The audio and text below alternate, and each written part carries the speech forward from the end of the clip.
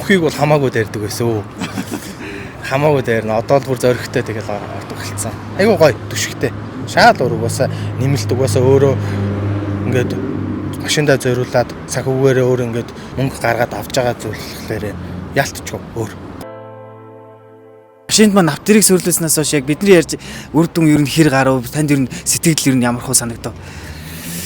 За нэгт бол ямар ч сан өндөр болсон шууд мэдгэцэн. Нөгөө нэг байрныхаа урд тавьдаг боржуурн дээр бол тулдгүй. Шууд яваад орчдөг. За сардаа 1-2 удаа Эрдэнэт явж байгаа. Тэгэхэд холын замд нөгөө нэг ингээс жоохон савдаг, тулдаг те. Хурдтай явж байгаа л жоохон юм гүвөө мөвөн дээр жоохон ханаад ингээд идэг гэсэн ерөөс тийм байхгүй. Би хийлгчээд 7 хоногийн дараа Эрдэнэт явсан.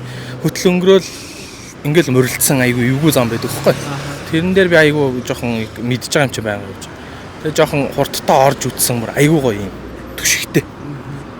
Ингээл зүгээр ингээд өмнө ч бүр ингээл амар бүр за яг энэ дээр хасандаа гэж хагаад хасж хагаад гардаг байсан юм дээр яг л баг тэр чигээр явчихж байгаа юм шүү. Тэгэл нөх мөхийг бол хамаагүй дайрдаг байсан. Хамаагүй дайрна. Одоо л бүр зөрөгтэй тэгэл ордог хэлсэн. Айгуу гоё түшигтэй.